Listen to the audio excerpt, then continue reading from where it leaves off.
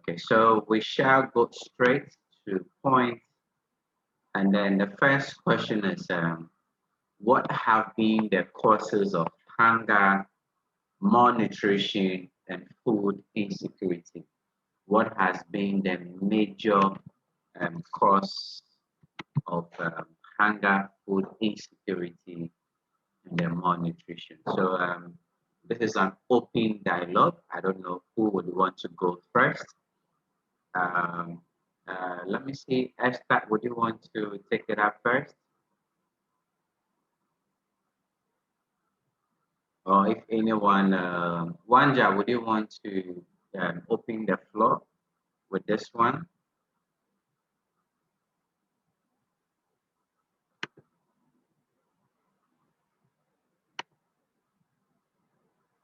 Okay, so please unmute. Let me see, unmute.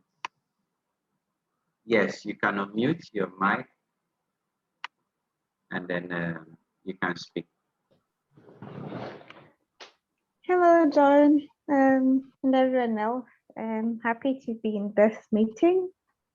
If I got your question right, you asked about the causes of hunger and food insecurity, right? Yes, yes, yes. The major causes.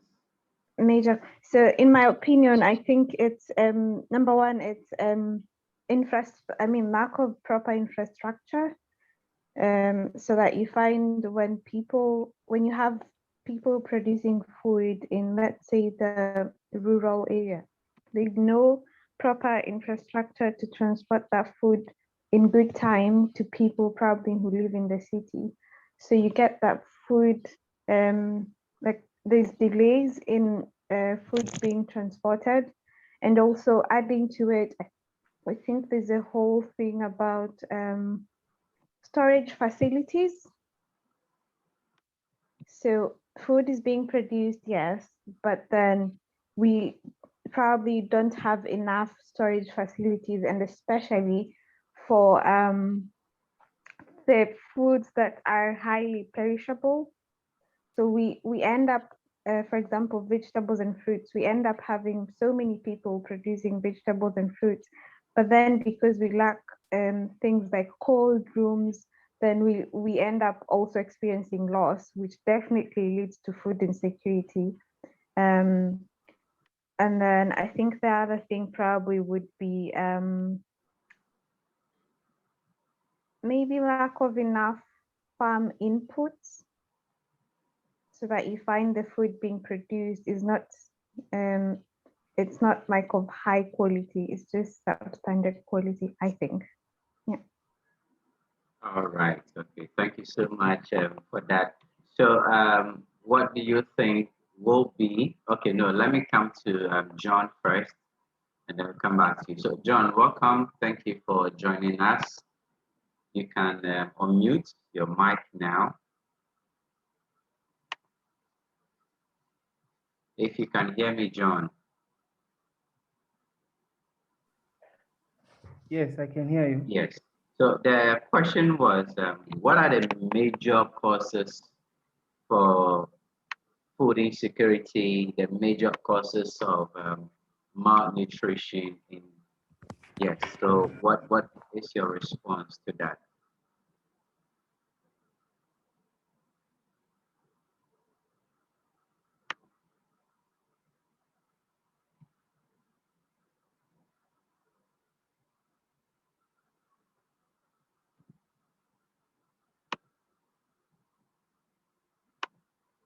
Hello, John.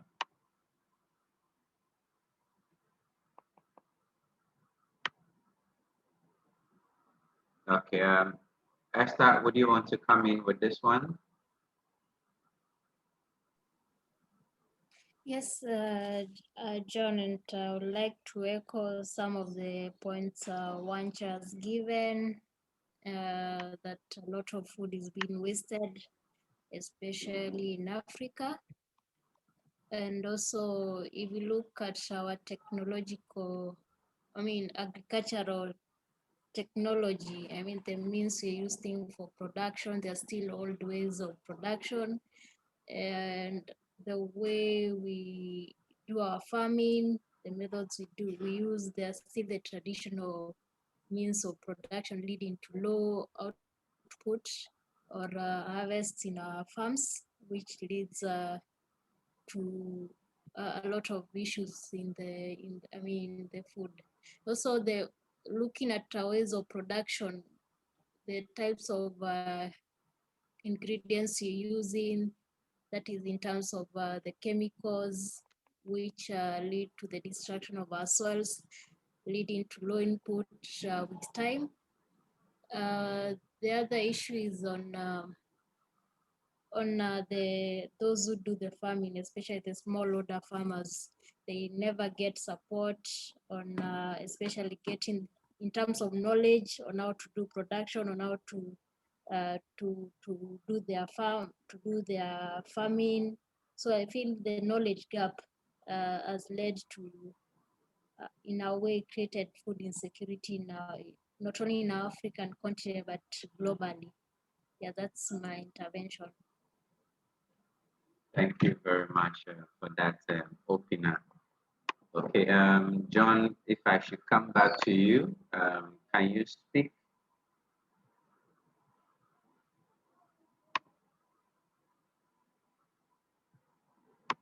John, you need to unmute. Okay, you need to unmute. Okay, Okay, can you yes, hear me? yes, we can hear you now. Okay, thank you. And what was the question? The question is, what are the major causes of food insecurity, malnutrition, Okay, as well as hunger?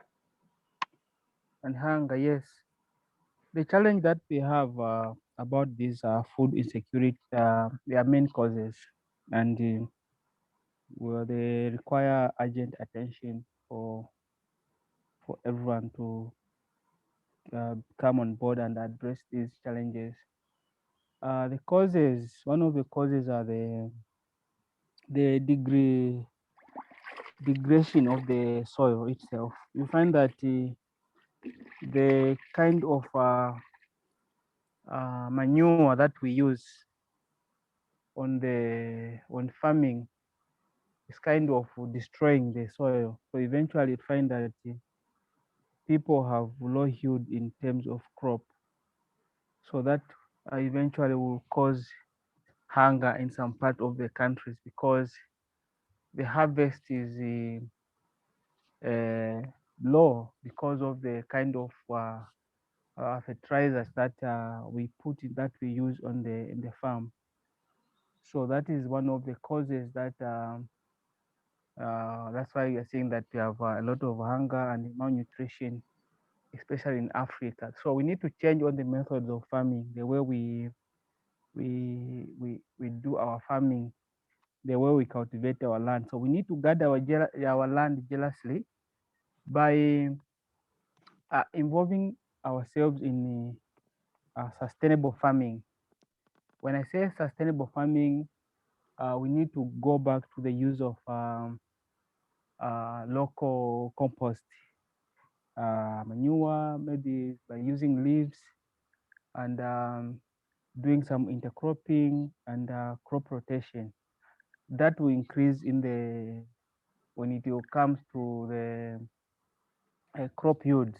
We'll have enough food if we venture into that because you find that after harvesting, because you are doing crop rotation, the soil will have more manure.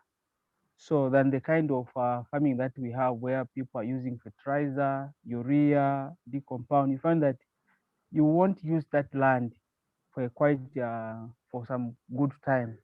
The land will vanish because the nutrients in the land soil will vanish because of the chemicals that we use. Because those chemicals they'll kill some microorganisms which are found in the soil. So eventually, you find that whenever you want to plant again, you're not going to have a good crop yield because you've destroyed the land. So if we venture into the conservation farming and into the use of organic farming, we will find that the land is going to appreciate. I mean, the manure will be increasing the land in the soil.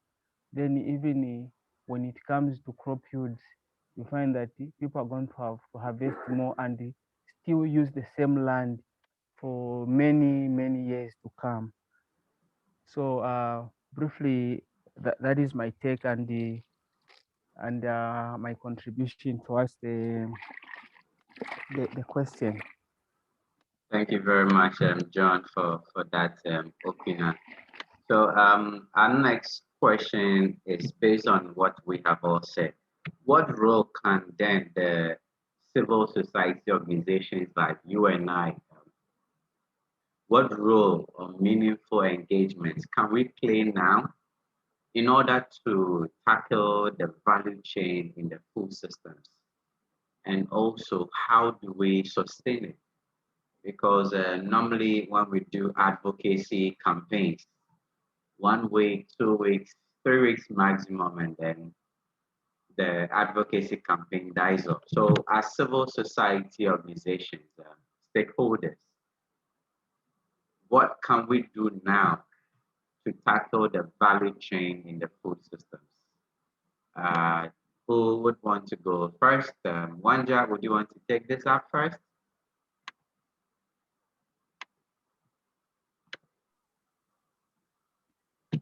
Yeah, probably you can like repeat the question again. Okay, so the question is, what can civil society organizations like you and I, how can we tackle the value chain in the food systems and how do we sustain it? What role can we play? Okay, I think the role probably we can play in sustaining the food chain is I think first of all educating the public on why why we should all be interested in food sustainability, because when people understand the reason behind a certain initiative, then it's easier to bring them on board. Second, I think it's also considering all the partners or stakeholders involved in the food chain.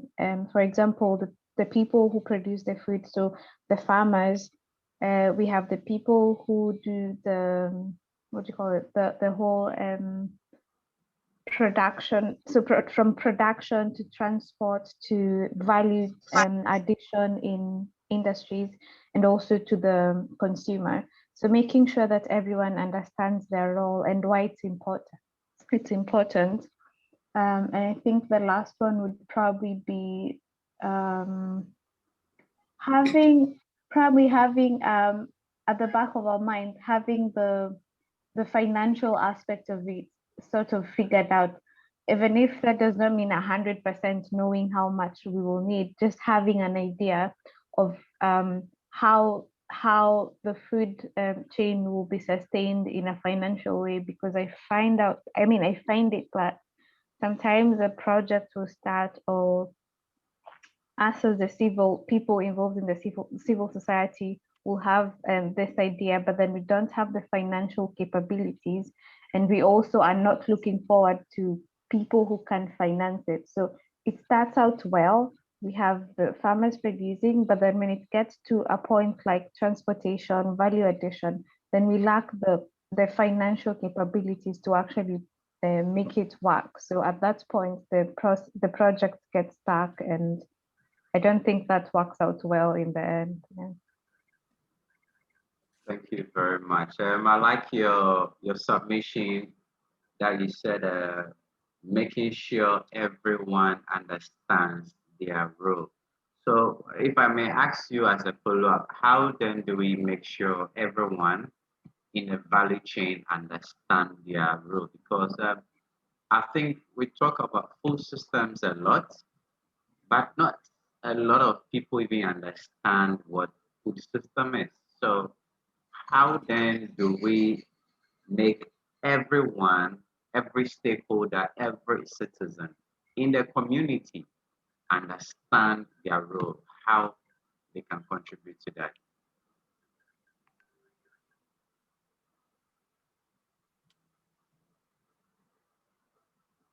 Maybe John, I can kind of intervene on that. Okay. And maybe on the question you directed to Wanja on how can we make everyone understand. And maybe looking at in this preparation for the Food System Summit, a lot of dialogues have been held virtually, while the most affected, the smallholder farmers who are doing the farming, are there in the local areas. I think it's high time we took these dialogues locally, where the farmers are, to be able to understand everything. If it's a certain technology you're talking about, it's able to be shown to them. We need to have more projects out there to display some of these technologies, the new technologies for farming, which we are talking about. It's about the farming processes, the food preparation processes. We need to talk to the people who are involved, the chefs themselves and all the stakeholders in the food system value chains.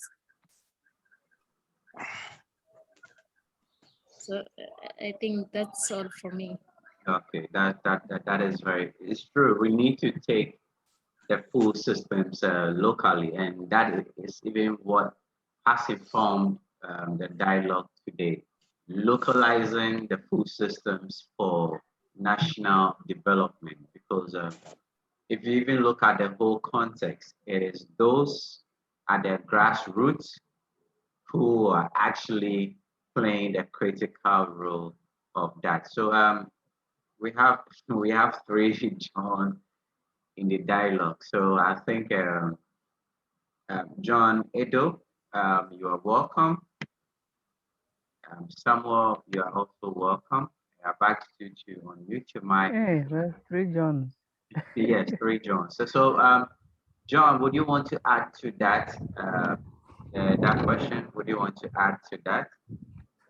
Yes, kindly just come up again. It was breaking. I didn't hear it well.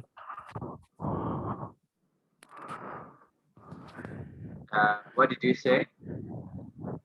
I'm saying, can you come up again with the same question that we asked? Yes. The question was, what role can civil society play to tackle the value chain in the food system and to sustain it? What role can we play? Well, a lot Yes. of times we talk about farmers. The question is, those NGOs, civil societies, what are they also doing?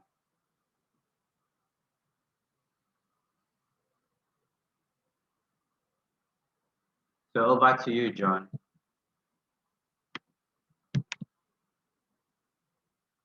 Mute. Okay.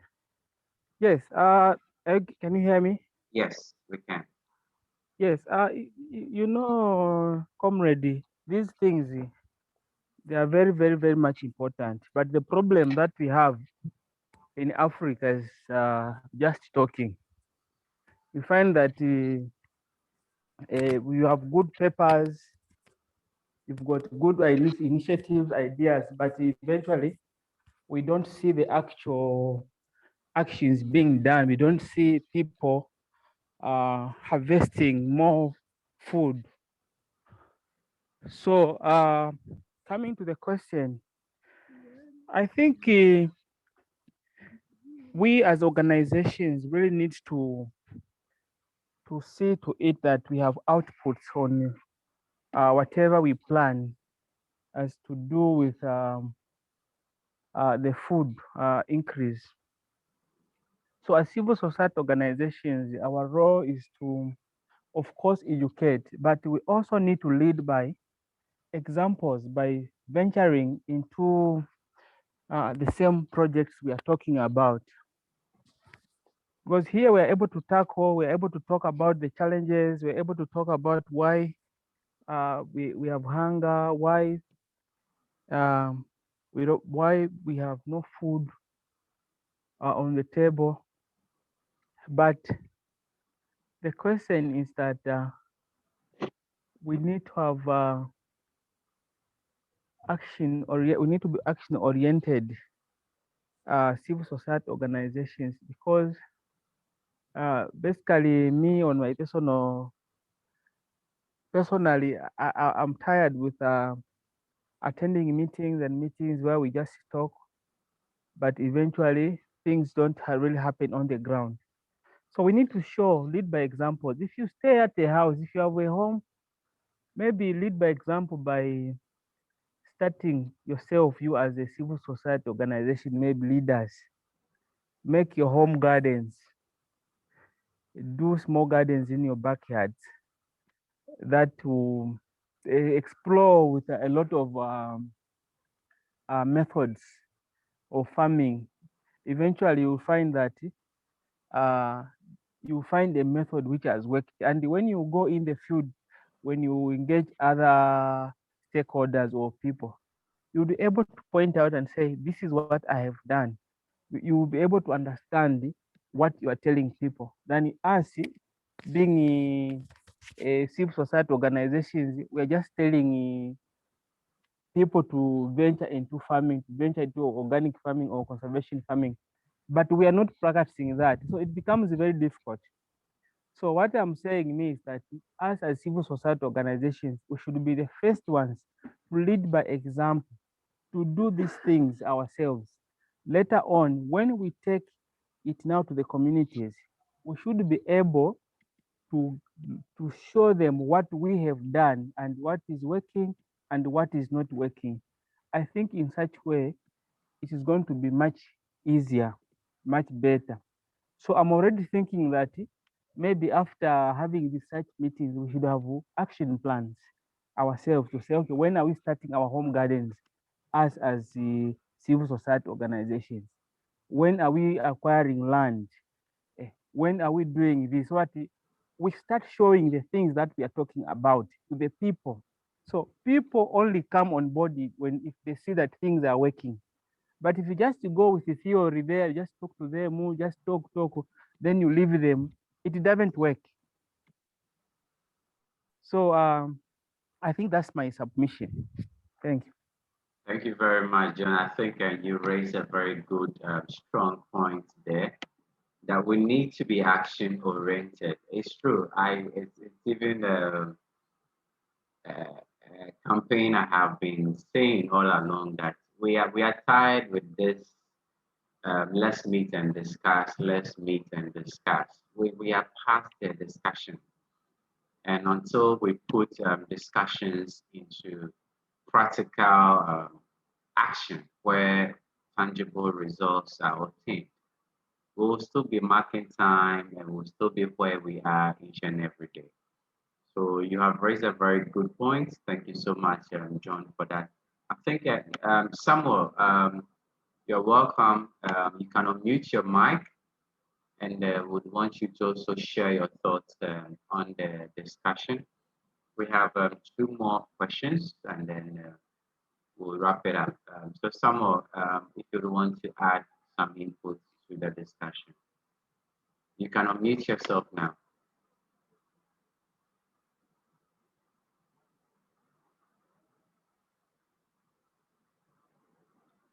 All right. Okay. So let's move to the next question. The next question is how do we build on existing strategies, programs, and projects to scale up a robust and resilient food systems? So let me put a question in the chat so that you can see it. Yes. The next question is in the chat for everyone. How do we build on existing national food security and nutrition policies, strategies, programs, projects to scale up a robust and resilient food system? So who would want to take this first? Who would want to take this first? Okay, so we have another person joining us by call. Your display is in numbers, but please, the floor is open for you to share your thoughts as well.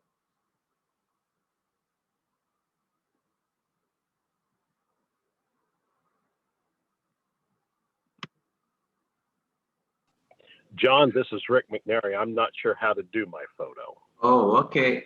I think you joined us by call. Yeah, Okay, I joined you okay. on myself. Okay. Then I think, would you want to pass a comment or I should pass it on?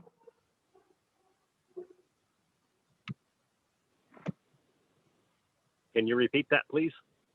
Okay, so the question is, how do we build on existing national policies or strategies or even programs to scale up a robust and resilient food systems? Where do we come in?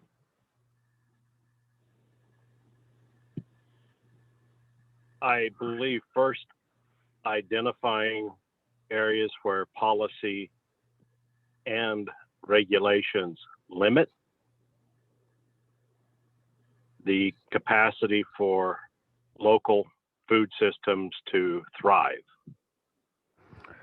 For example, in America, the abattoirs are so heavily regulated that it's nearly impossible to open a new one or to expand a current one for the small abattoirs that are what we call lockers. And that's a policy as well as a regulation issue that is actually being addressed in many states around the nation.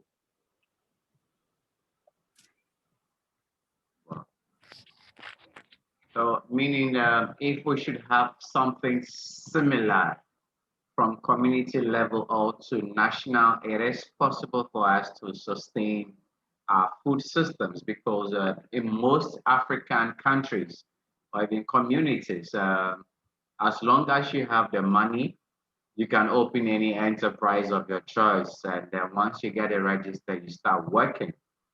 And because these things are overpopulated, it is difficult for the regulatory bodies to have a much more supervisory role going after all this to make sure the right thing is done. So I think this is something we can look into and see how best African countries can implement this. But I trust you, this would be a very tough call. It's because they are looking more at profits than efficiency and even the health issue as well, because abattoir comes with a whole lot of safety and health protocols.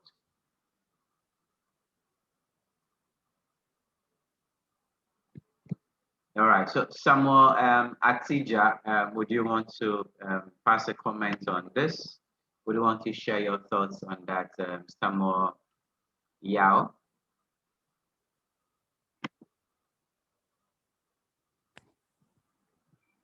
All right, so let's go back. So Esther, would you want to wrap on that question? And then we move to Wanja.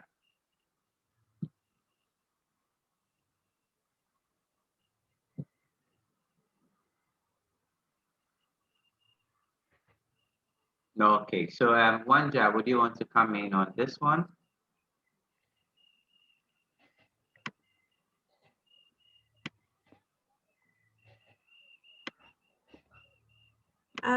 Yeah, my addition would probably be about, I think well, to speak for Kenya, we have quite a number of policies and programs, but I think the disconnect comes as we have good policies, but then implementing them is not very, I would say it's the bit that needs to be improved on.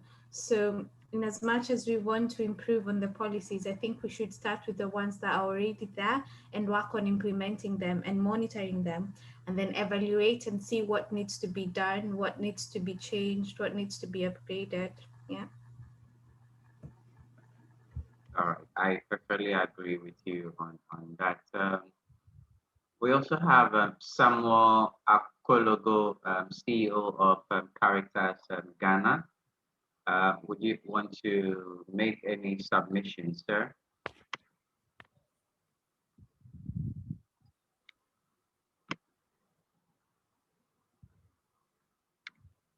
All right, so let's move on to the next question.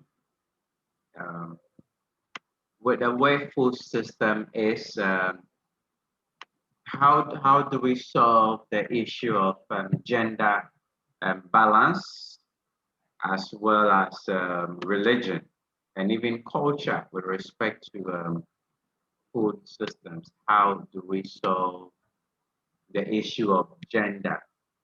How do we solve that? So I think for this one, let's go to John Akandewa, and then from there, each and everyone can have their say. So John, over to you. Because mostly in our communities, we've got this gap between gender, where some have cultural values of men either being on the field or the women being on the field. So how do we solve all these issues? Come in, John. Okay. Network is quite breaking here. You are talking about gender. Yes, with respect to food systems in our community. How? Yeah. On that one though, I didn't hear the question very well.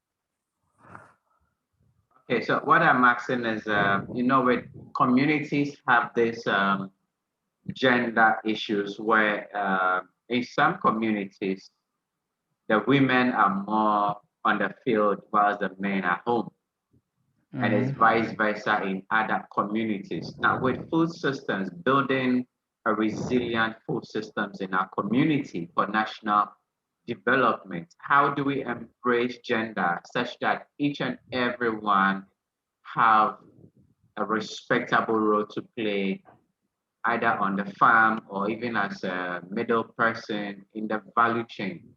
How do we bridge those gaps?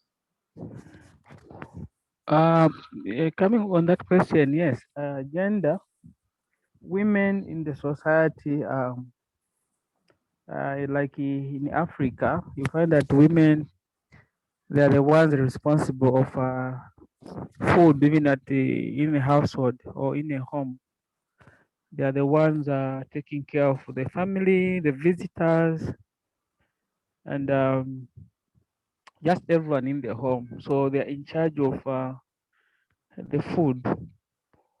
Um, on this one, yes, because these issues of gender, they are really existing, just like we've mentioned. Because if you go in the markets, you find that women's, they are the ones also moving up and down, doing small things, trying to keep their families in their homes, even is sending children to school on the same things that the businesses that they do.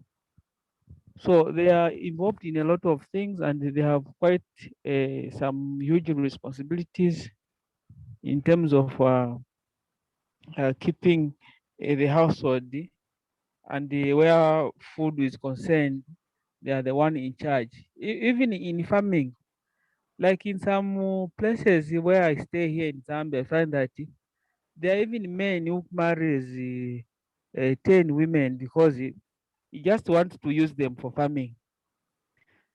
So you can see that the perception is very wrong, that people are marrying several women because they want to use them for farming. Like here in my city where I'm staying in Livingston town, home of Victoria Falls here in Zambia. That's what a lot of farmers are doing.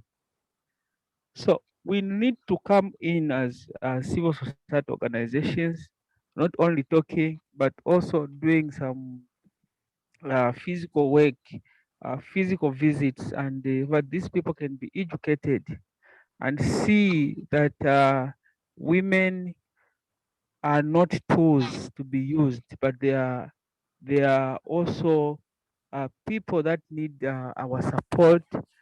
That when they go for farming, we also accompany them, join them. Even in short, we should find time to work with our women, also help them uh, achieve their dreams as well, because they are not tools that we can just use. Say that, no, I'm marrying you and I want you to be a farmer. I mean, I'm marrying you because I want you to to farm for me, like what they are doing in Southern Province. So it only takes us as civil society organization to come in and just give the right information about how these things are perceived, how these gender things are. But because you find that the issue of gender again, others don't even believe in it. They say no, gender is gender. A woman will never be equal. So they don't understand the roles. People only understand that maybe women wants to be equal with men, even that brings conflict, maybe even at the household. But that is not the fact. So each one has got his own role, and women they have got their roles. So we need to separate those roles, and they need to understand it.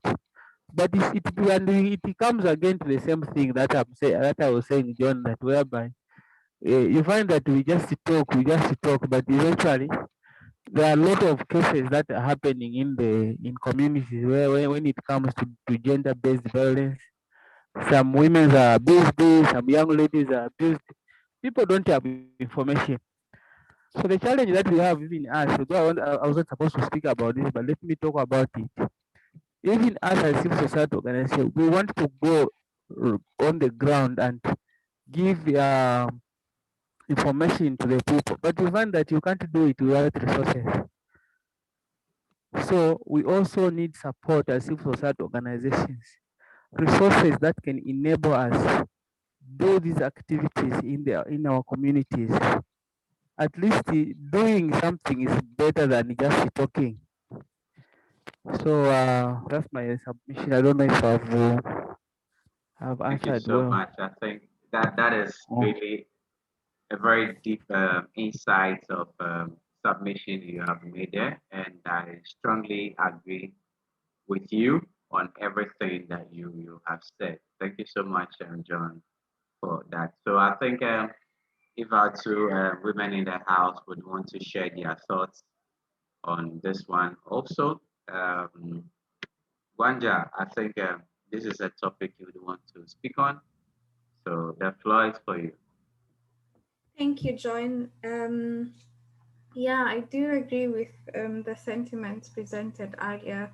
And I think also the other thing is I want to actually recognize the fact that over the past few years, we've seen so many financial institutions offering um, financial help to women who are into farming, food distribution, and what do you call it, the value addition part of food systems. So I think we have done quite a good job in terms of providing finances for women who are involved in the food system, which is nice, but it doesn't mean there's no room for improvement. I think we can do better, but I think I want to recognize the fact that we've come a long way, and it's, yeah, when you look at it, I think it's a good thing. Yeah. All right. So you are saying that there should be more. There should be more of supportive mechanism, both finance and tools, as well as even capacity building to train these young women to meet the current trend, because some of the agricultural practices that we used to do cannot solve the solutions of today. So frequent training with the current trends will also go a better way to assist women in the food systems and value chain. So thank you so much, Wanja, for that submission. Esther, is it good for you now to add to the point? Yes, John. Gender issues has always been an issue in every sector, in every field. Women and youth have always been left out in most of the areas, in decision making, in policy making. But you find that all these issues which are brought up, they always have an impact in one way or another in each of these groups. And you realize that these groups, especially women, they are taken as marginalized groups, which need more support, which need more resources, especially those in business, those doing farming, those in the food system value chain. They need more support in terms of financing, in terms of advice, mentorship, to be able to think through or to work through their activities.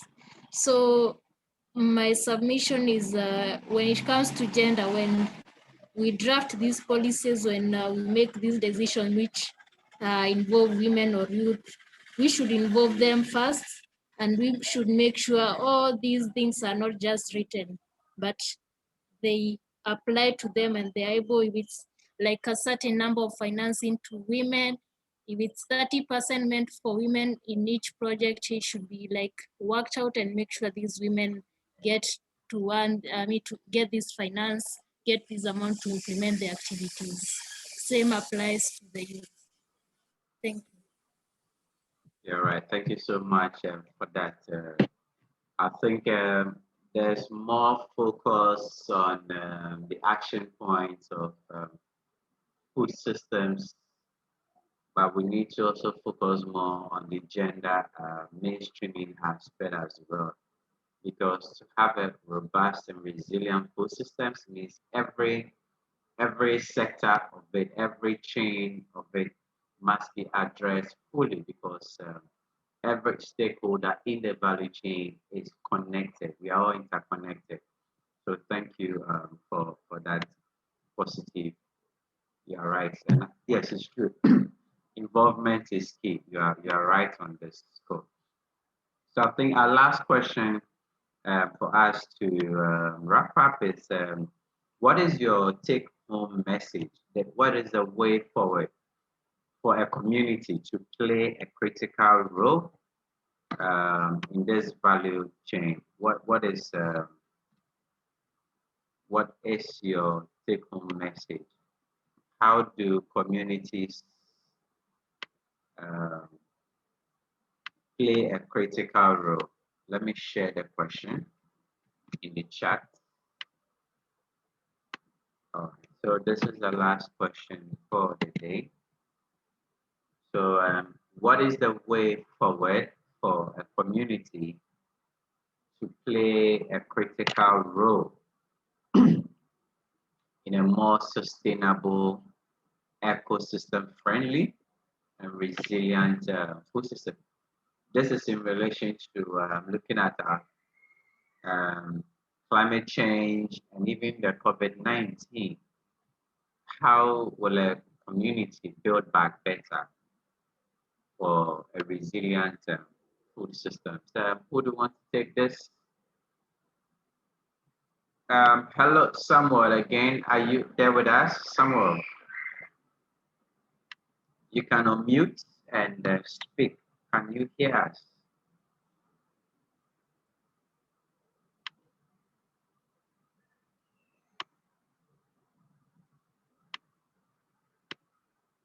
All right, so John, would you want to start with this? What is your take-home message? What is your take-home message for our communities to build back better? You can unmute now. Mute. Our role, the take-home message. Yeah. Since critical role, a take-home message community. Okay. So I think everything that we have discussed here are very important points. And really, if we just have an action plan, then we begin to see some results.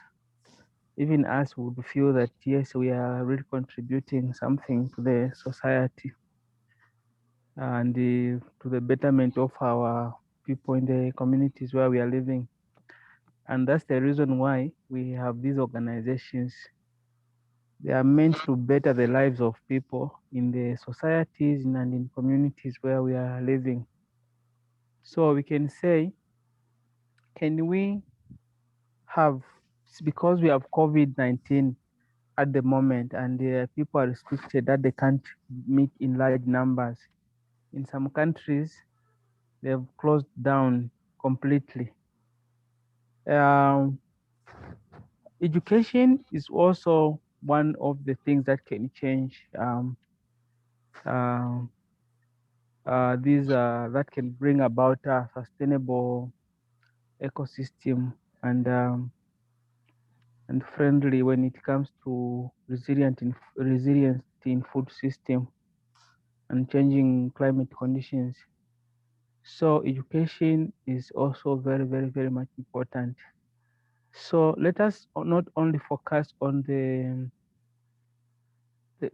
food system, but also we need to identify what are the current problems that our people in our respective communities are facing when it comes to food. Where are they lacking? If we don't have resources to give them, what message can we help? Where can we refer them for support in case we are not available to provide this information? So just like I mentioned earlier on that we as organizations also have a critical role, not only to meet like this, like we have met here today on Zoom, but also to be action oriented citizens in our respective countries where we come from. By leading by example is also one of the best things that we can do as leaders, because uh, starting small on your own is also important, that people can learn from what you have done. So looking at the people that we are talking, the number of people that we are talking about here is not, it's quite a huge number of people. And if we want to address these problems, we need the resources to have, for us to have improved the food sustainable systems, for us to have eco-inclusive enterprises that will not destroy our environment, for us to improve the food at household level, and so forth. So what I can say now is that we have this opportunity where we can talk, all of us, on Zoom, and we're able to meet and discuss from different locations. So this also, our discussions should also result into seeing us doing some physical works on the ground, starting from our homes. Then it's better to do something small than waiting for funding. Because whatever we are discussing here, we need money. That's the thing. For us to work, for us to do, even us as an organization, we have our own challenges as well. We don't have funds for us to conduct these activities we are talking about. So, and we can't wait for us to say, no, we are going to do these activities when we have funding. So because we don't have funding, can we start small from our home? Home gardens can help. Also in your own community, start doing some education and some sensitization in a small way. It can make a lot of sense. I submit.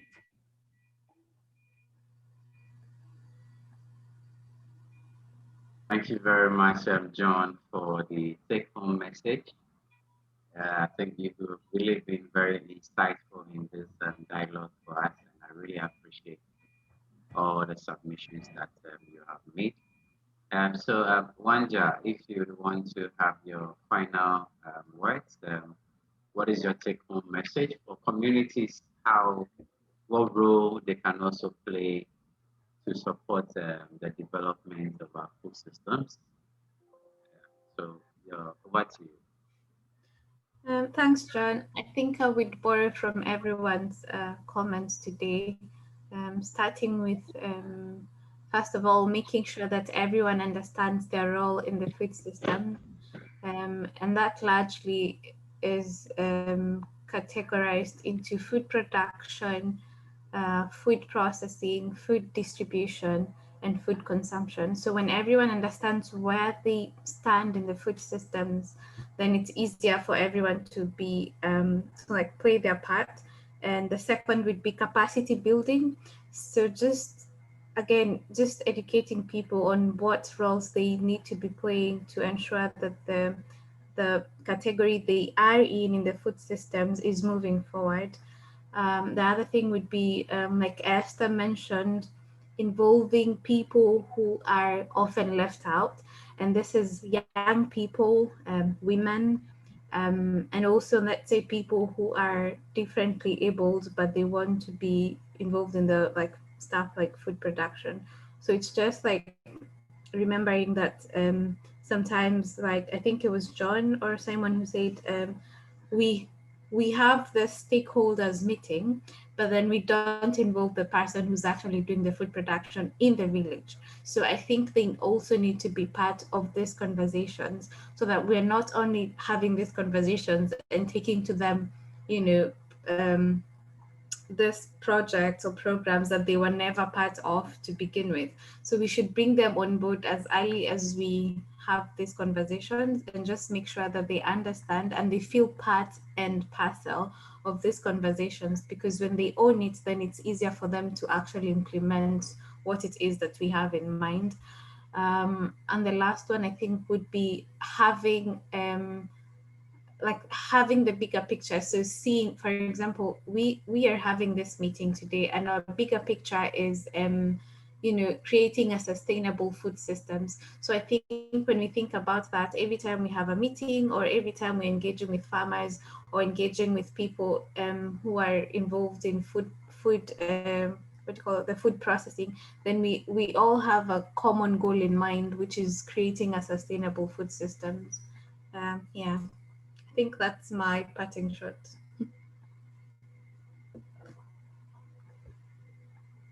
You're muted, John.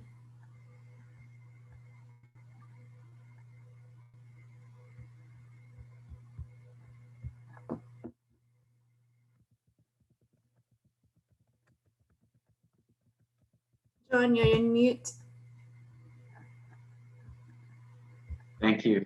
It happens a lot with Zoom. So, what you said about everyone needs to understand what food systems is, and what we can do through that is by capacity building and also by leaving no one behind, because that is the only way we can build back better. So, final remarks from Madam Esther, and then we wrap it up.